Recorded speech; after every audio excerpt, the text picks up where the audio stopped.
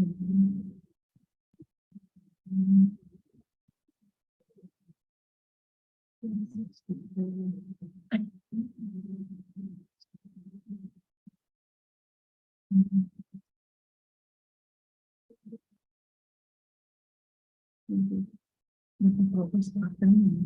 तो मैं बटन को यूज कर दूंगा ताकि हम देखें।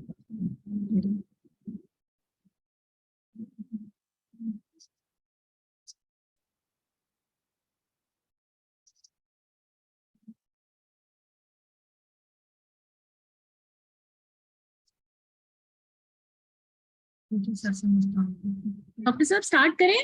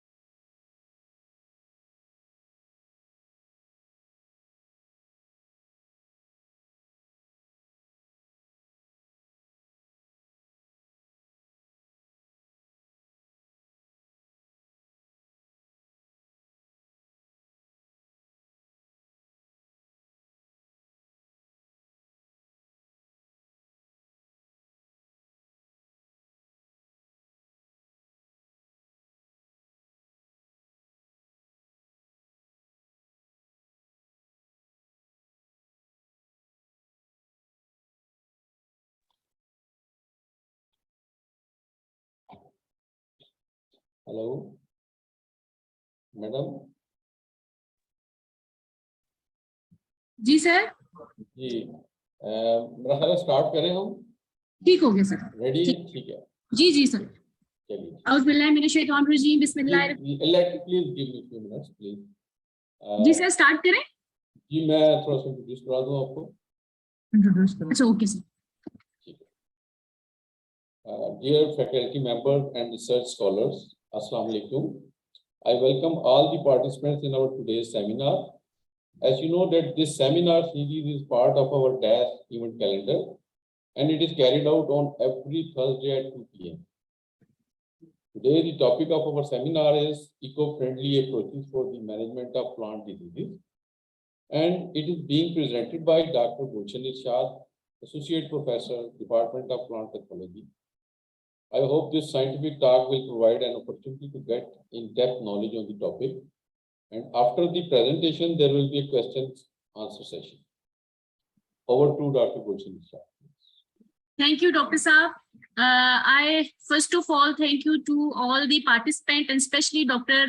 Farooq Nasir Saab, who give me the opportunity to discuss, to talk, and to share our approaches towards all the sciences and science world. So now I would like to start my presentation, my talk on the eco-friendly approaches for the management of plant diseases. First of all,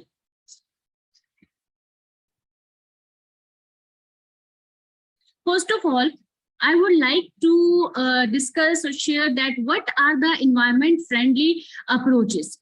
In this, it is a holistic approach to manage the diseases in plant. Diseases, as we know that the disease is a malfunctioning or a deviation of a normal physiological function of the plant. So it is called as a disease, and it prevails by the combination of a three disease component or important component. One is the environment, other one is a host, and the third one is a pathogen. If these three approaches or if these three components which are in a suitable environment and virulent pathogen and susceptible hosts are there, then the disease would be occur. So how would you can say how are the approaches to manage all the diseases or you control the diseases?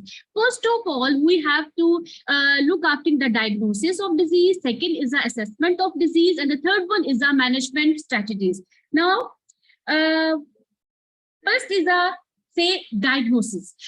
Diagnosis is a very important parameter, and you can say is a first step to disease manage the disease. How? Now, first of all, if some malfunctioning or some deviation of a normal function is being occurred in a plant, so there are a lot of suffering we will be facing for them. First of all, we can say that if the symptoms are there, we can say it's a symptom or a sign are there, then the diagnosis should be occurred. What are the symptoms? Symptoms are the physical expression of the pathogen. We say as it's a symptom. And if there is a presence or occurrence of the pathogen over there, we say as it is that sign. How? A symptom, we can say that leaf spot is a symptom, anthracnose is a symptom, wilting is a symptom. These are all the symptoms. And if there is a occurrence like the presence of the pathogen over there, we say it is a sign. Well, how we can say the common example of a sign is a rust, smut, and also many examples are there. So the disease diagnosis is important or a first step, or you can say eco-friendly strategies for the management of the disease. For the diagnosis, if we say that diagnosis and how it's a cause of the problem, what is the cause of the problem? Either it is a biotic, either it is a abiotic factor, which factor which that the problem are being involved, and how the biological factors are there, how are the abiotic factors are there. If we say is an abiotic factor in which environmental conditions are prevailing, nutrient deficiencies are prevailing, rainfall, humidity, temperature, and others are the abiotic factors are we can say causing the problem. And if there is an abiotic factor, we say that is a abiotic factor in which biotic factor in which are fungi, bacteria, and nematode and viruses and all the phytoplasma, rickettsial-like organisms. These are some all things, microorganisms which cause the problems. So, is our first step is a diagnosis. Diagnosis, we should have an idea, we should have take all the parameters, and before the diagnosis, we have also have an idea how we assess, how can we take a sample from the soil, from the fields. This is also should be overview and have an idea about that. So it is very important to accurately identify or diagnose the cause of problems, since this determine whether there is a need to manage the disease, or it also helps to determine the most effective management strategies. Is it right that ke hame pata hona chahiye ke what is the problem and what is the cause of that problem and how it would be addressed. If there is some kind of a fungal pathogen involved in the cause of a leaf spot, and we are managing this disease with the bacteria side, so no effect, no output will be come up. So the proper diagnosis, proper cause of that problem, and for proper, then we just hit the proper remedy for this.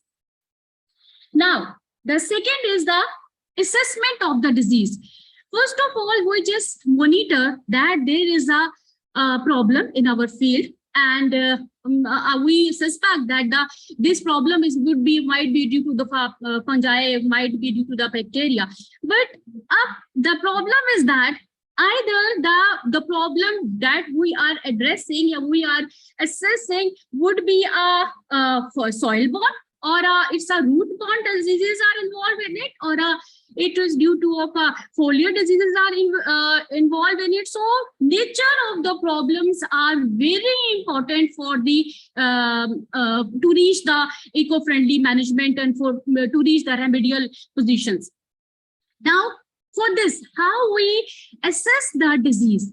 We assess the disease first of all by monitoring, by fortnightly monitoring, by monthly monitoring the disease, either there any suspected pathogens are there, or any kind of a disease prevailing there, symptoms are there, signs are there, and how we assess this disease by adopting two formula: incidence and the severity of the disease.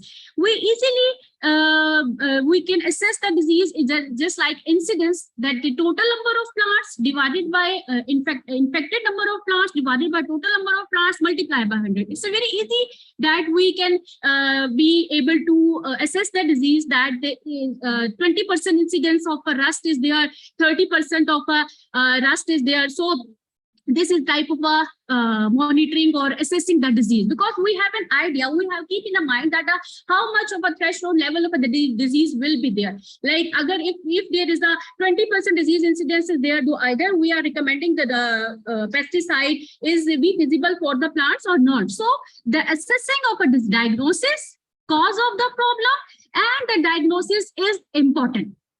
Assessing the disease is important. And now the other in this parameter disease severity is also important, that how much total infected plants are in a specific area, and from that specific area how much disease in severity must be there. For example, if we just count that 100 plants are infected out of 200 plants, we say that is a 50% infections are there, and in 50% how much severity of there? Either all plants are infected, either small number of plants are infected.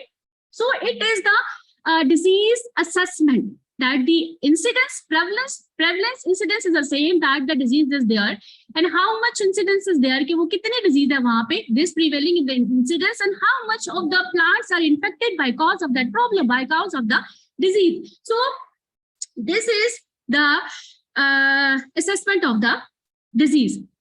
The third important parameter is management strategies. How in which all the I think I would like to explain over before going to start the management strategy. One of the terms is used in the plant pathology is the IDM.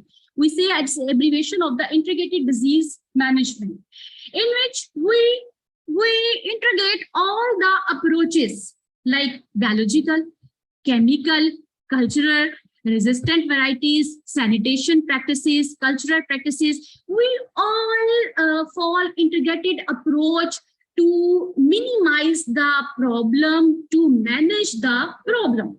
This is, we say as it is a integrated approach. how can we say that it is a cultural practices? The best is we say that in our cultural practices, if we say that it is a mulches is over there. So mulches could potentially serve the purposes by reducing soil evaporation, conserving moisture, controlling soil temperature, reducing wheat growth, and improving microbial activities. We are much interested in them. Now, what about the you can say sanitation, weed control?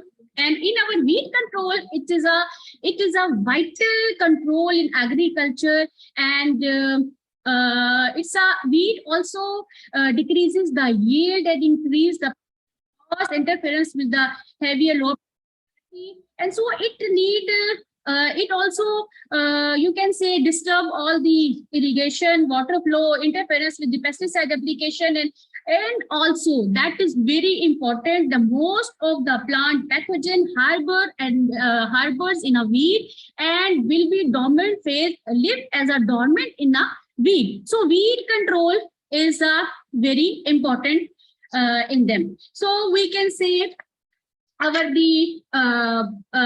rotation is also a very integrated approach, that many of the things will be harbor or will be for example, if we say that it is a fusarium, and fusarium live more than 8 to 10 years in the soil, and if we just rotate the crop, might be the one crop will be fusarium will always attack on that crop, which will be visible for itself. For example, fusarium wilt, fusarium will cause a sugarcane wilt. And so crop rotation, if there is a crop rotation, if there is a new crop will be which is not a whole specific for the fusarium, so it will be more chance that disease will not occur. Same as in a case of intercropping. And I think most of the world is going to for the intercropping. As you can say, you can take an example of a maize and soybean intercropping, and we just are also planting a coon form 2 or 3, I think 1.5 years or 2 years ago, that maize and soybean intercropping. And what will be the positive aspect, that we also working with one scientist with the China, that intercropping maize and soybean intercropping, in which fusarium isolate are present from we isolate from the maize, and it will also enhance the maize, also enhance the production of a soybean in our field condition. And we also show the data that it will be improve the crop health, and it will reduce the crops fertility. So and it also maintain the plant vigor. So we can say that the IDM is a integrated approach, cultural practices, sanitation practices, resistant varieties, biological control, and the chemical control, for which we can be able to enhance our yield and to reduce the plant you can say disease infection. If we say that it is a sanitation practices, it includes the methods that maintain the plant health and minimize the spread of disease. First of all, we select the healthy plant. This is our first objective, that if the plant is healthy, then there is a minimum chance to infect the plants or the disease or the spread of a disease.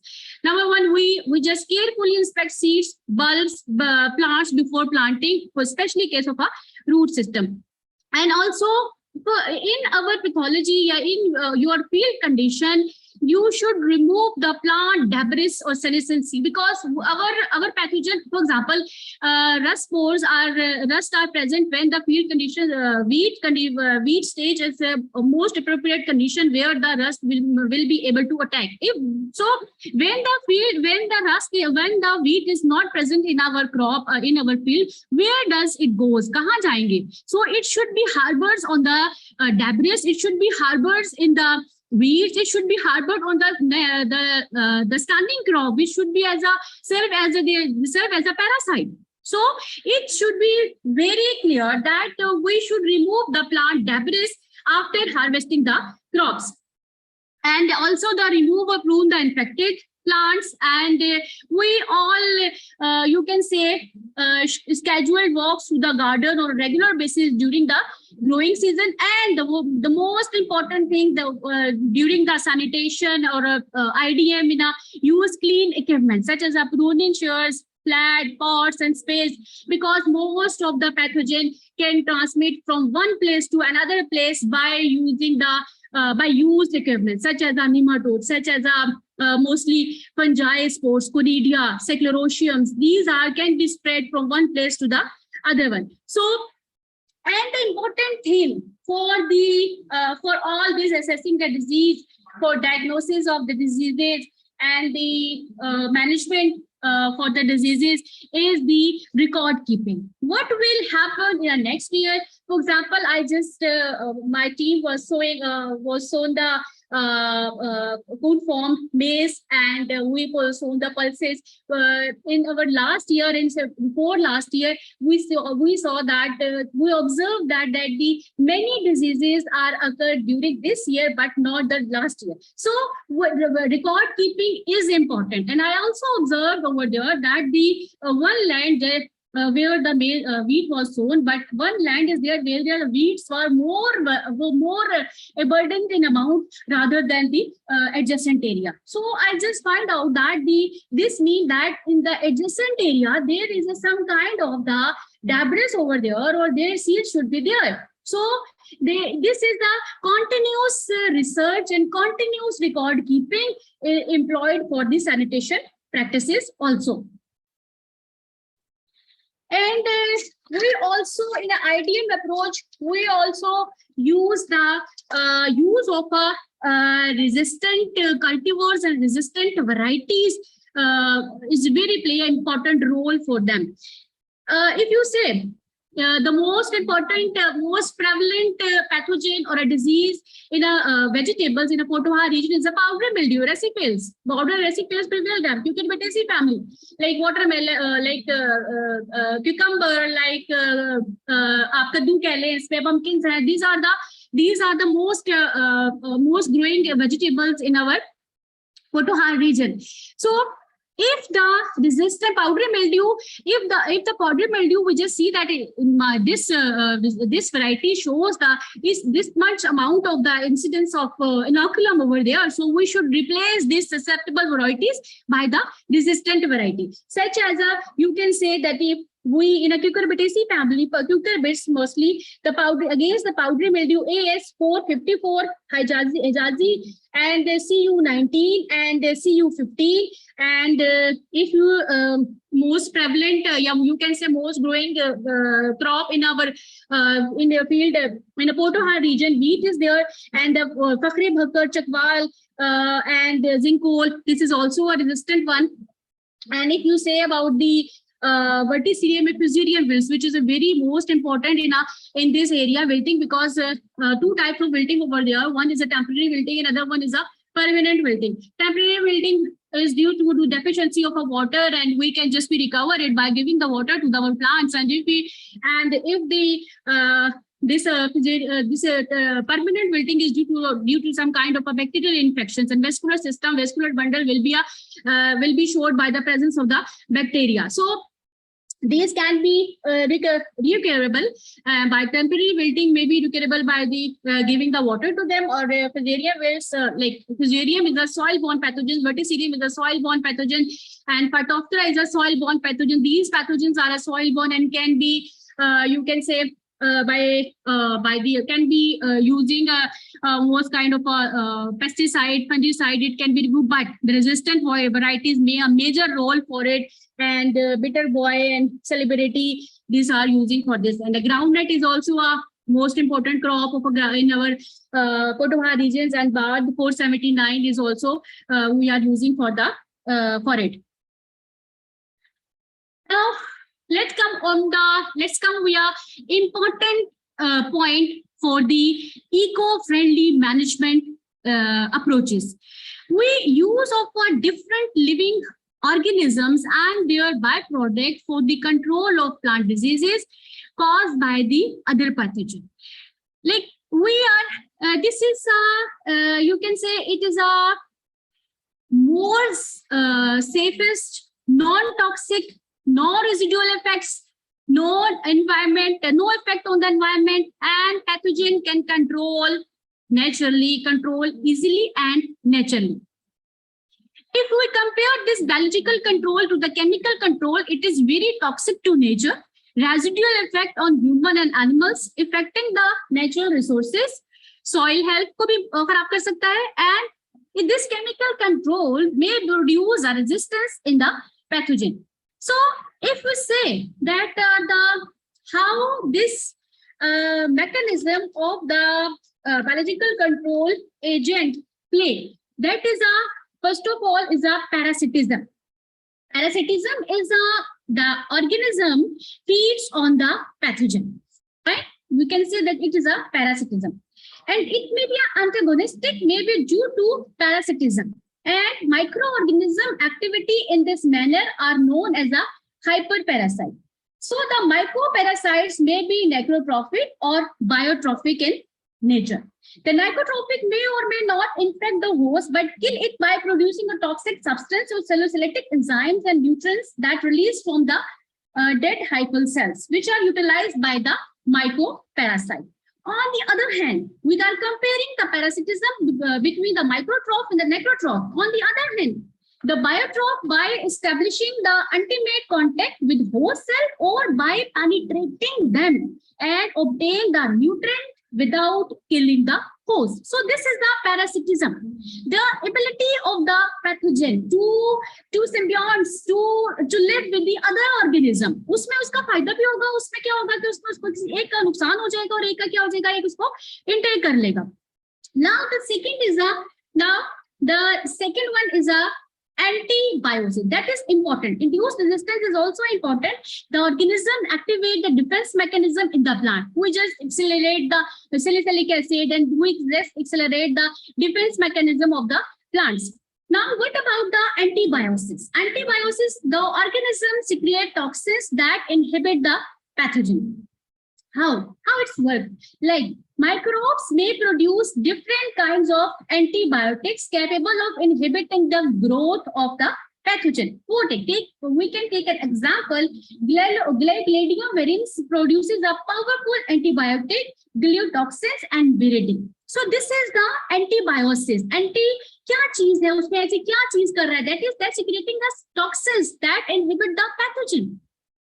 What about the competition? Because we are just talking about this, the biological control. So we will be moved towards biological control, towards the biological control agent. So briefly here, I just want to describe what are the mechanisms behind this. One is a parasitism, the other one is induced resistance, the third one is antagonism, and the third one is a competition. How the competition between the two organisms will be prevail. So this is the competition. One pathogen might be inhibit the second one, so the competition just prevails. So for the work of the biological control, we have a clear picture about the mechanism of the biological control and the biological control agent.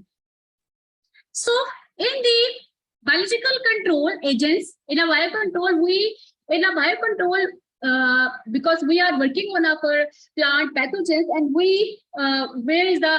these pathogens also work as a foe as well as a friend one. So first of all, we take an example of a fungi. Most fungi behave like a friendly towards the other organism also, viruses, nematode, and bacteria, and also plant extracts and other essential oils. They are also working as a biocontrol agents, and which will be used for the controlling of our disease in pre-harvesting, after harvesting, post-harvest fruits. So these can be used as a biocontrol agent. Let us talk about the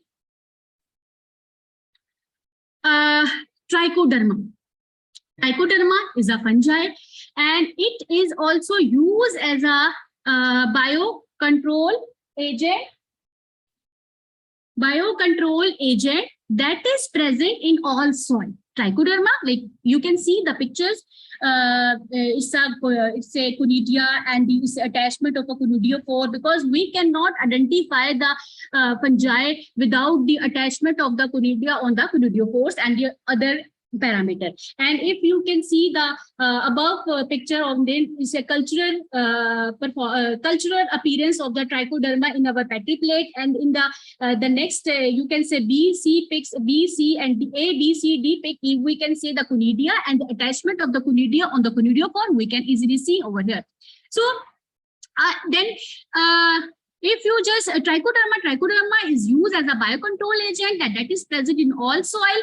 It produces many antifungal metabolites, including antibiotics and cell wall degrading enzyme.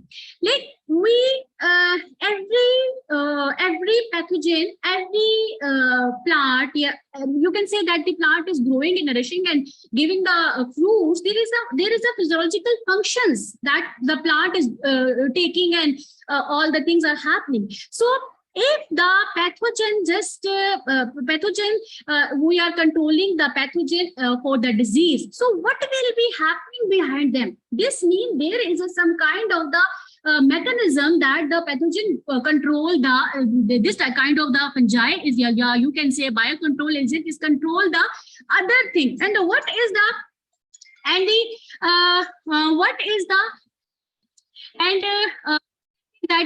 is the things behind them? How can say that? You can say that if a trichoderma is a fungi, that there is some kind of antibiotic, trichodil, and the cell wall degrading enzyme that is involved in it, and that suppress the disease, that suppress the pathogen, and minimize the disease losses and the incidence. So this is a little bit information about them.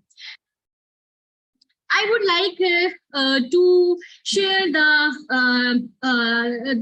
the work which my team and my students I'm going to be doing in my lab on the essential oil. You can say I just give all the information and all the integrated approaches and friendly approaches, IDM and chemical control and the sanitation and all the things. But basically our target is to control the diseases, plant diseases, for the very safest, very cheaper, and very easy to handle and very easily available for our farmer. And you can say that our research, our experience should help our farmers, our orchards, our poor people, that they can be able to improve and they can minimize their losses, they improve their product, their yield. So there is in dire need of for this era is a biological control, and I think all over the world is using this type of a product, but we are just lacking behind, we are just behind of them, and we should also work for them. And so we select this essential oil. So essential oil for the management of the plant pathogens. So what is the essential oil? And essential oil is concentrated hydrophobic liquid containing volatile chemical compounds, also known as the volatile oils, ethereal oils, simply as the oil of a plant from which they are extracted, such as oil of clove. लौंग हम अपने घर में कितना अच्छा use करते हैं, अपने दांत के दर्द के लिए यूज कर रहे होते हैं हम उसको, जो है वो उसकी जो है वो उसमें अपने पुलाव बनाने में यूज कर रहे होते हैं. अगर आप दालचीनी को देखें, we are using a cinnamon and we using a elaichi, बड़ी इलायची, और हम इसमें जीरा, like so many spices and so many condiments, and we are using in our all the you can say in our kitchen, or you can see easily the seeds of the our theme, our basic idea was that the useless things like the seeds of the citrus, peel of the citrus, and you can say seeds of sumbul seeds, like the flower of the gladulus, like this. These are tulips, so you can say not a flower, it's a tulip. So these things can be used for the management of the diseases for and controlling the you can say minimizing the lossing and increase the production. So our basic theme was that, and we used and we targeted for the essential oil. So essential oil are produced and secreted by granular trichomes, specialized secretory tissues, and diffuse onto the surface of a plant organ, particularly flowers and the leaf. So we use not these, but this is only the small list of the plants we use for this. My students, nearly more than 15 students and 3 PhD students work on it, and one of them use cannabis, bhang, carom, fennel, thyme, brassica, eucalyptus, ginger, garlic. These, and the most important thing for is that the all part of the plants are not be able to secrete or having a essential oil for them, such as the cannabis leaves, carimum seeds, fennel seeds, thyme leaves, brassica seeds, eucalyptus leaves, ginger rhizomes, and garlic clove. So we use these seeds for the management of the plant diseases, especially post-harvest fruits.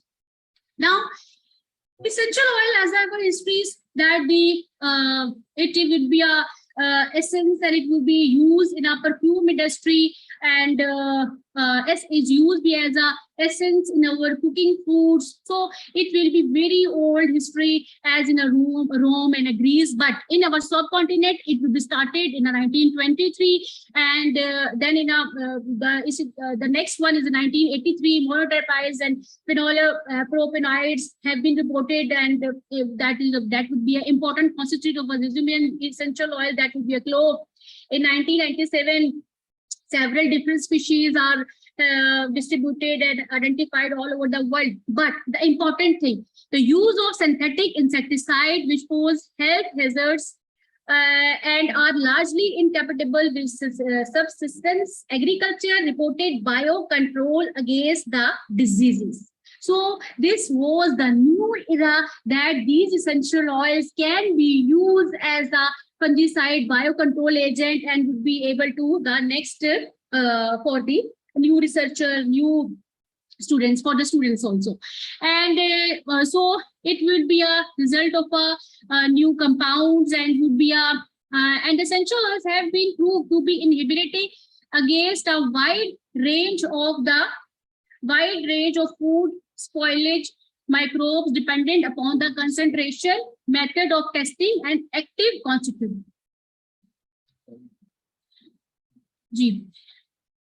Now, what are the antifungal activity? Because we are interested in our like this.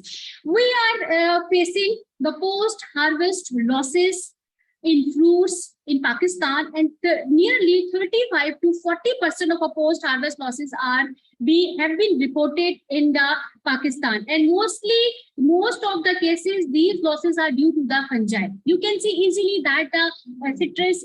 I have also different pictures of the grapes and locust and peaches and apricot, but the most prevalent where the mold can see easily, that is on the citrus. Like green mold, you can see easily that it's a velvety growth and velvety and greenish whitish growth over the fruit, and it's a bluish whitish on a growth, and it is a green mold, blue mold, gray mold. Green mold caused by Penicillium, and blue mold caused by the Penicillium expansum, gray mold caused by the Botrytis cinerea rot. You can say we are also facing some kind of rots on the grapes, and most of the bunches will be a very, you can say, all the demander will not be able to just take, hum usse hesitate hi karte hain ki we cannot be able to purchase them. You can see easily the black rod, and in a peaches you can see it's a rhizopus rod, and anthracnose, and a black rod and sour rod. one of the causes that the green mold, blue mold, gray mold, that the fungi are involved, and the other, when we just this time we eat food, most of the spurgeless niger causes the aflatoxin B1, aflatoxin B1, G1. This is also a very insidious to the human health, and most of the cancer, breast cancer, hepatitis may also just correlate from them. So one of the choosing the biocontrol agent is to control this, like to reduce the losses, and also the to save our human health. Increase the productivity, increase the yield, and improve our human health. So this is just for the information about the rotting, which we are having we are facing in our field conditions, in our market, and also in our houses. So the essential oil, the antimicrobial activity of essential oil is associated with the presence of secondary metabolites synthesized by the plants. And its mechanism would involve that the interaction of its hydrophobic components with the lipid present in the cell membrane of the microorganism, resulting in the metabolic damages, and they cause the cell death. So this is a little bit antifungal activity of the essential oil. When we perform this all screening of essential oil in our lab, so we just choose with all the essential oils not play an important role in having antifungal activity for the pathogen. For example, if we just perform a practical, we can say in our PhD research, the thyme is very important. You can say it's play a significant role against the botrytis cinerea, gray mold, causing a gray mold. But other phenol and cannabis not play an important role because they don't have an antifungal activity. So it's not mean that all the essential oil have the antifungal activity. One of the, you can say some of them have the antifungal activity, and which play an important role for the controlling the disease. Because we are just focusing our biocontrol, and that product will be able to in the market and help the farmers to be able to enhance their production and to minimize the losses. So that's why we screen all the essential oil in our lab against the pathogen, and they just show if for this, how can we able, like if there is a green mold, blue mold, gray mold, alternate mold. For this, first step is the isolation of the pathogen. If we say that which is a green, like it is a, it's a condition of the citrus fruit. You can see that the velvety growth, greenish, whitish growth are there. How can you see that there is some important keys, identificational keys, which is we are using a Literature Journal of Fungi, and some important, I think it's a book name is Dimetaceous hypomycetes. We are having a different type of manuals over there in our lab, by which we can just identify, isolate these pathogen. If you say that like this type of fruit are suffering the problem, we isolate. We just take a sample from the field and just and process under the different protocols. And first of all, if we just only take an example of a green mold, how we isolate them? We isolate them by adopting isolation techniques. We just we are having a morphological and a molecular characterization. हमने उसकी तरफ जाना है for the management practices के लिए. उससे पहले हमें ये पता होना चाहिए that it is a Penicillium expansum, and we are sure about that it is a Penicillium expansum या digitatum. So for this, we have to adopt all the techniques. How can we perform that? If we are infected fruit, infected plant, so what will you do? That you just take a sample and just place in our lab, in our fungal plant pathology lab. अगर bacteria का sample है तो you will proceed for a bacterial lab. Nematode का है तो mostly जो fruits और में ज़्यादातर जो problems है वो bacterial, और most of the cases जो है वो ज़्यादातर fungi के. So you just your fruit just take a sample, and before sampling, you just have to, all the things should be ready in your previous condition. Like if you just go to the take the sampling in this morning, so your all the things like petri plates, like media, like all the things should be ready in your laminar flow, yeah, in your fridge before sampling, yeah, before starting the work. You just take a sample in your lab. Now, what will be happen that in our laminar flow, you just sweep, you just all the should be clean with your spirit and just on the UV light and just on the light, and then you have to just out of the you just go away from them, and then you just take a bits of the section from the margin of a lesion placed in a 10% of a Clorox for different duration, and it is a protocol, and for the plant pathologies it's a very simple that all the process have been passed on, and sterile forceps used to transfer sections, and these will be a tissue sections dotted with a sterile paper towel to remove the Clorox excess, and sections are placed on a nutrient media in a petri place. Now, after the 7 days or 10, you can say the incubation is a very important time, because it is a time period between the entrance of the pathogen and the periods between the period of the pathogen. So we just gave the conditions and a suitable temperature and the nutritional requirement for the pathogen, and to for their colony, for their identification, morphological identification. And if you see that the same as the process in a bacteria, that in the fungi isolation we use a PDA, and in our nutrient bacterial identification we use a PDA for this. So these are the important features for the identification of the fungi. Suppose culture color. You can see the first pic in the petri plates is a culture color, spore size, fruiting bodies, and we compare these keys. This is the reference given below over here, Ellis and Lauren, 1998. We use though. It is an important identification keys for the morphological characterization of the pathogen. Whichever, either we just isolate from the fruit, either we just isolate from the leaf, either we just take from the roots. Either this is either a foliar pathogen, root pathogen. This is an important component due to the basic component from which we can say that it is a we can identify, and for the diagnosis it is a important parameter. You can say it's a basic parameter for this. Now come on a point that identification of the pathogen, identification keys are there, and morphological characterization. And one thing is missing over here, that I want to share that these conidia are of course just like I know that it is for alternaria. More species alternaria are there. So what would be, we can say that how can we identify that it is a alternaria, alternaria, capsicum, alternaria, capsii? How can we identify? We use ocular micrometry, by which we can be able to differentiate from one species to the other species. So as we are going to be discussed over here as a biological control agent, and one of the control agent we are using is essential oil.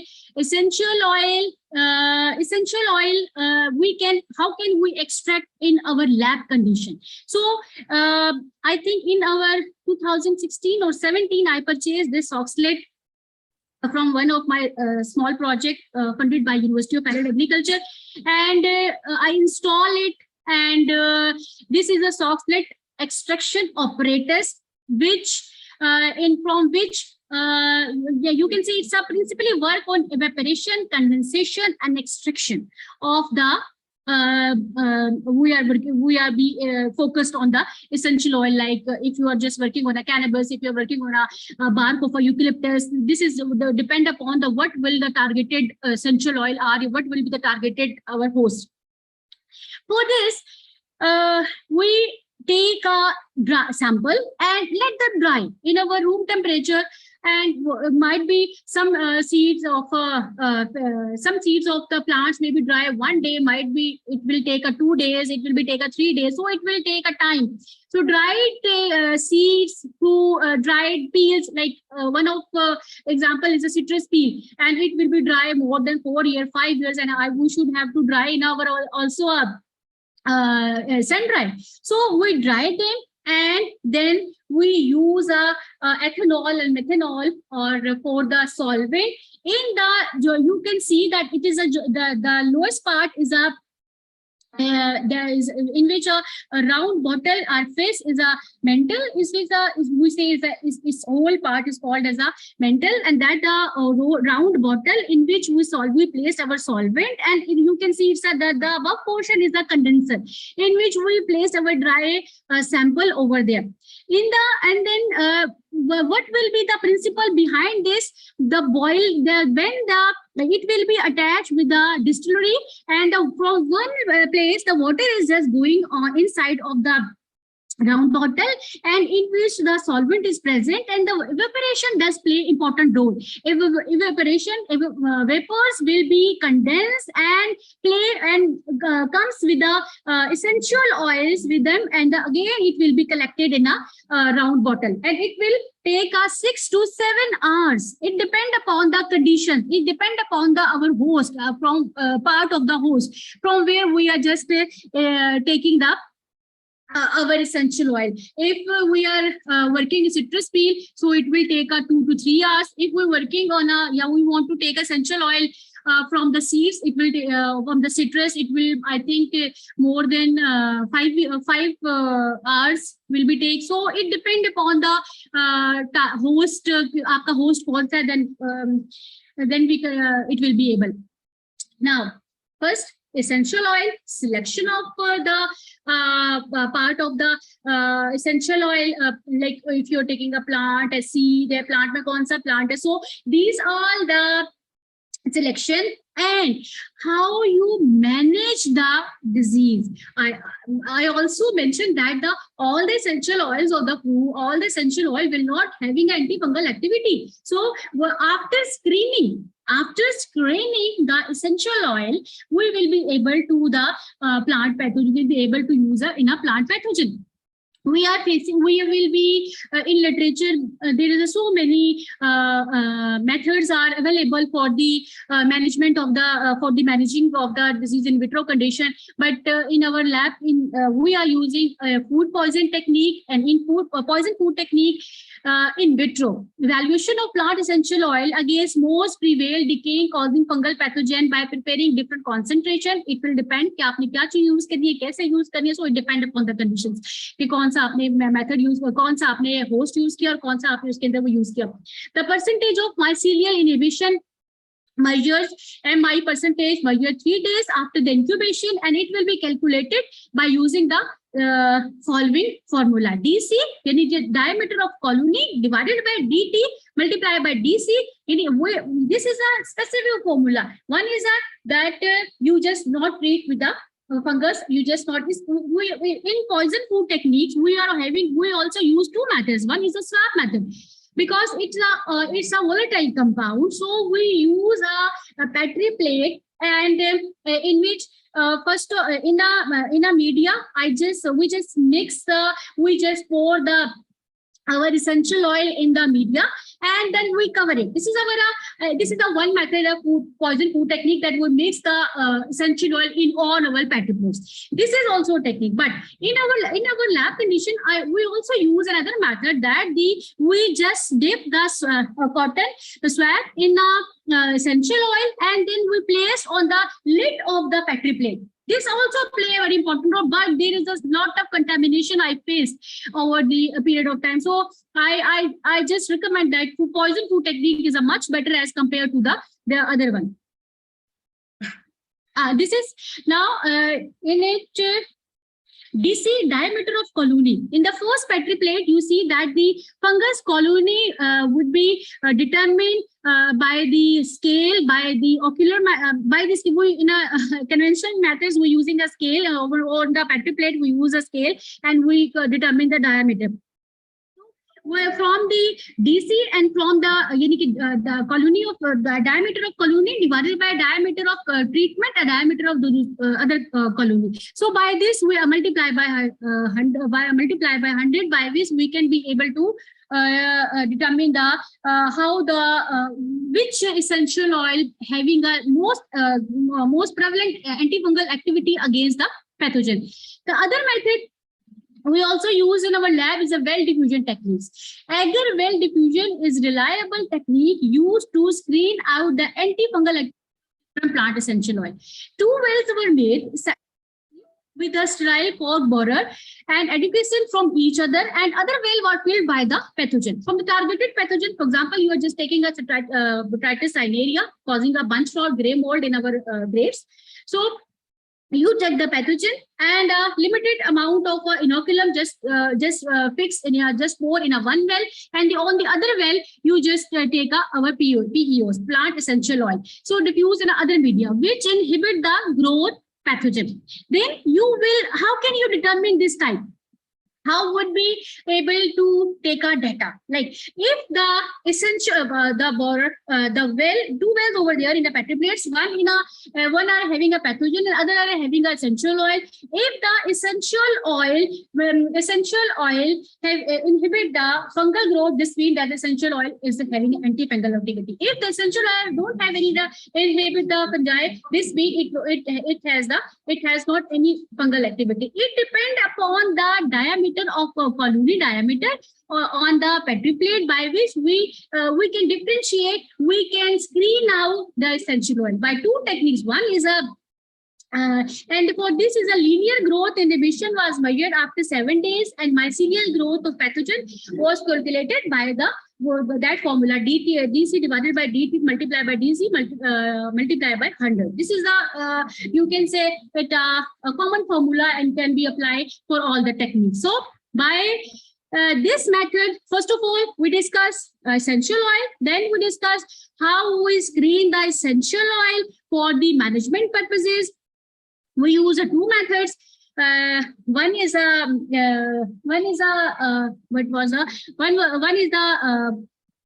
well diffusion poison food technique, and the other one is a well diffusion method. For the you can say that we screen out the essential oil, all the essential oil having a like out of 10, 2 or 1 or 3 are having a antifungal activity, and remaining of them have not the antifungal activity. So either they have the antifungal activity. So what is the active ingredient for having an antifungal activity? So we perform, although it's a we can say we use a HPLC gas chromatography for this, but for the cheaper, for the easier in our lab, we use a different phytochemical analysis test like antifungal compound, terpenoids, alkaloids, phenols, saponins. For the terpenoids, Selkoski's test is there.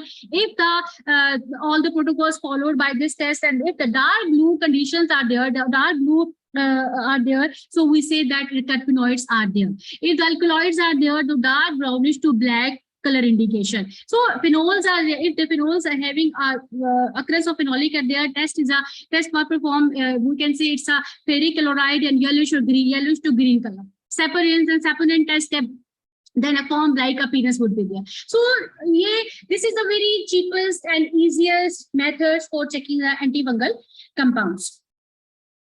The last step,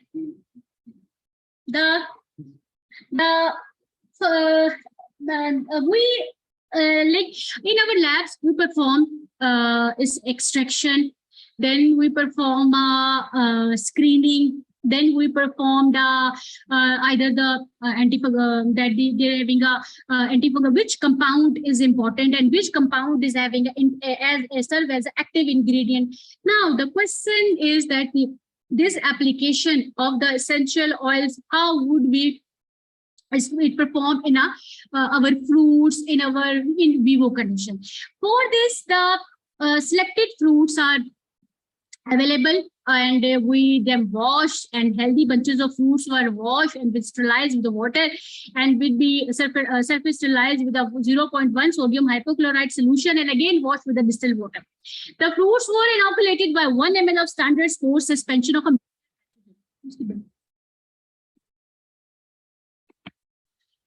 major pathogen. Here is the one should be clear. There is a one should be clear in mind that the standard spore suspension, every pathogen having the different spore suspension. Like for the alternaria, but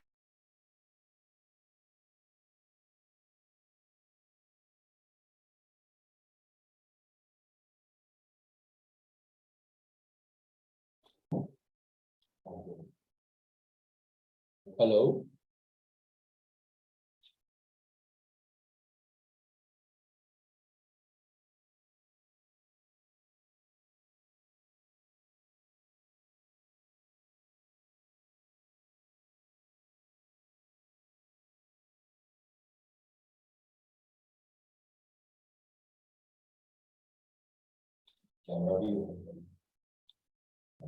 Hello, Dr. Gulshan, can you please hear me? I think there might be some problem with internet.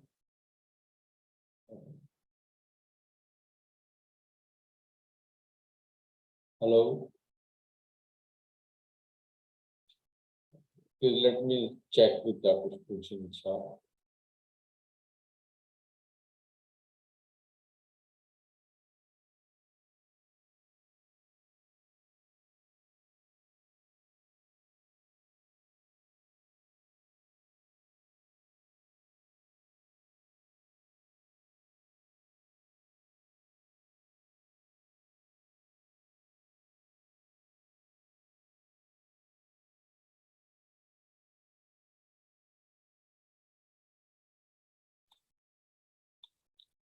Hello.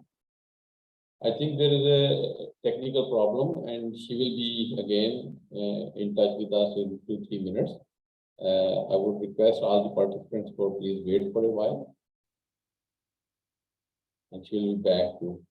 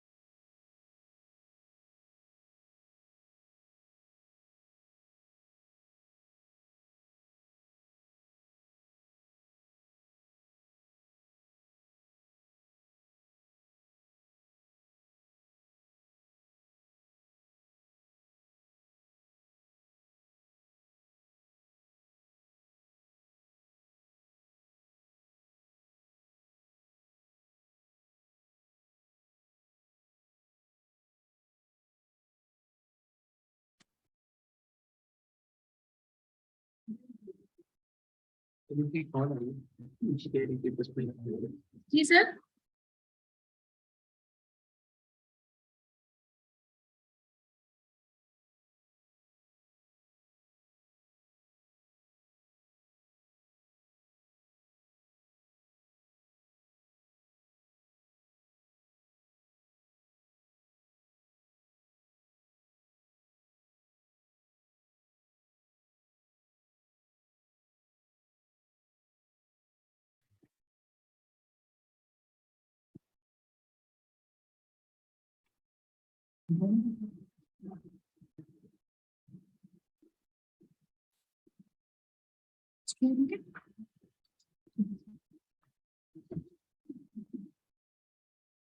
Sir, आवाज आ रही है? Okay. Sorry for this inconvenience. So, we will be discuss standard spore suspension for the major pathogen. Over here, the spore inoculum, we say it's an inoculum potential. Every pathogen have the inoculum potential for all the disease are different. For example, if we take a alternaria for a bunch rot causing alternaria by the alternaria alternata, 10 raised to power 8 in spores. This is an inoculum potential. If we don't have this kind of you can say this level of inoculum potential, no disease will be occur. So for this, the fruit were inoculated by venom. I'm just giving example of a one pathogen. If you are having a penicillium, might be it is a 10 raised to power 7 disease, and this means that there is a specific inoculum, there is a specific potential over there, and that gray mold Otitis area will be able to cause a disease in our fruits. And fruits will be bounded by puncturing them in a pin or different size of a bunch. Each pound side them inoculate by spraying with 40 microliters post suspension of the major pathogen, and these inoculated fruit were kept in the desiccator. The selected number of oils, essential oils, were introduced separately into a desiccators by spraying the essential oil at the different concentration, and this is the initiation. This will be initiation of the rotting of the fruits over there. So basically, the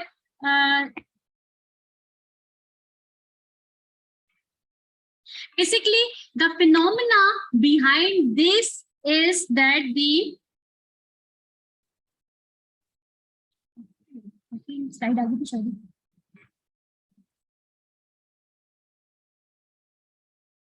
the phenomena behind this is the from the lab and in a market, how we work with essential oil for making the bioproduct. This is the essential oil and used as a biocontrol agent against the plant pathogen, and we major focus area are the fruit post-harvest problems. From them, the major focus area will be a fungi, and it's a high volatile.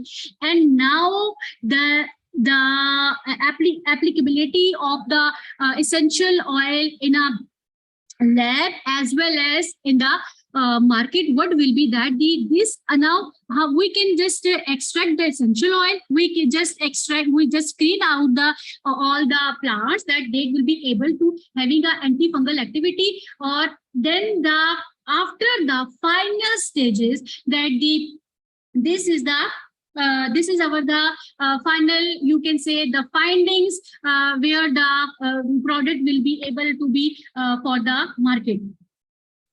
This is our final, you can say it's a clear picture of the essential oil using as a biocontrol agent. Now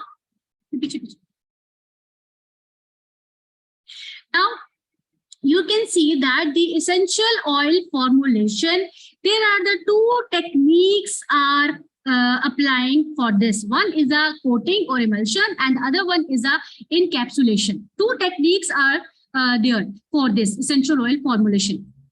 I just explained before this that it is a emulsification coating, that you just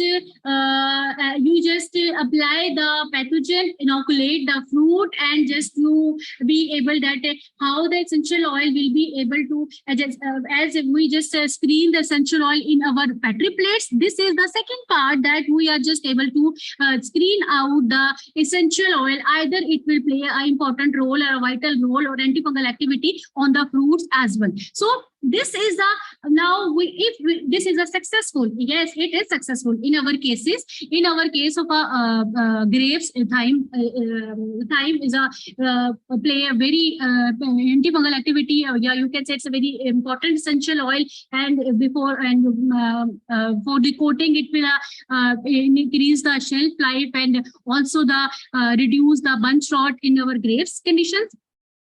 This is the emulsification. Now, the second is the encapsulation.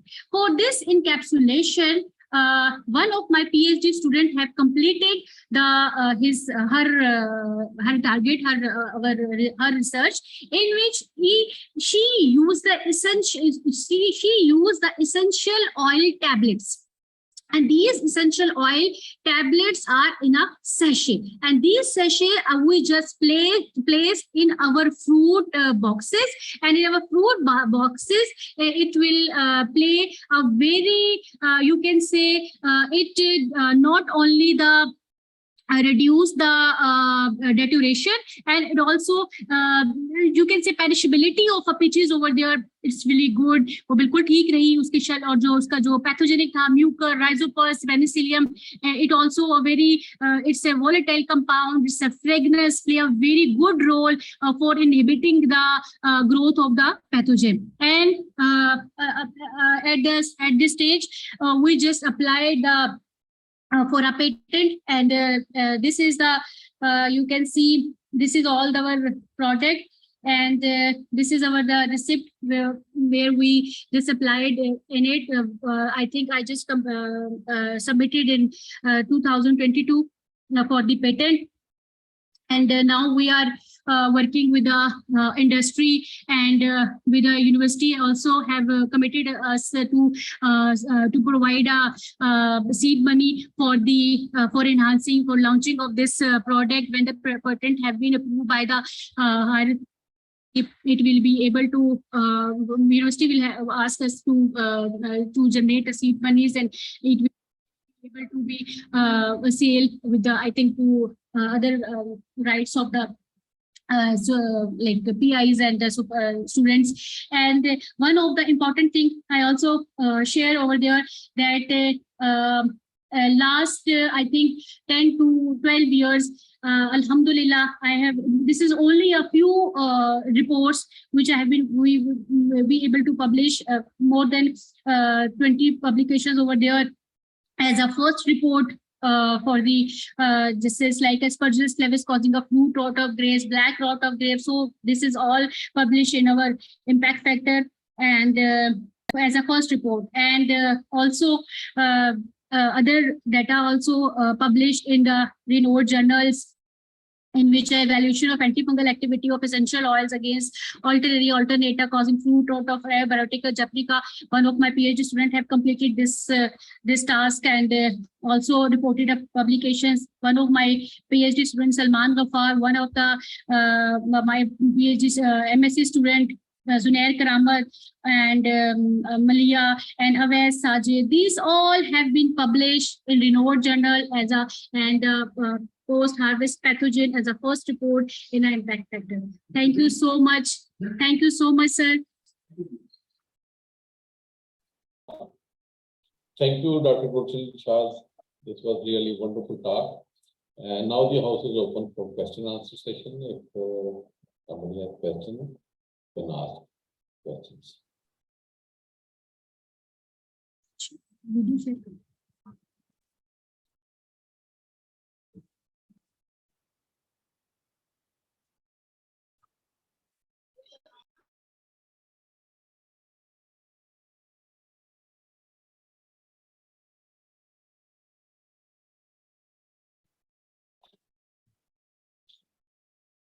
If there are no questions,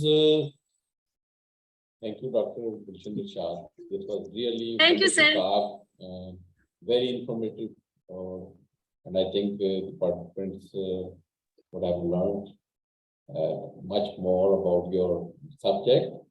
I would also like to thank all the participants for their patience and for their participation.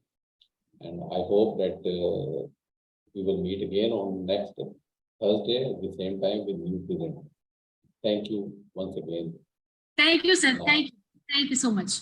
Okay. Peace.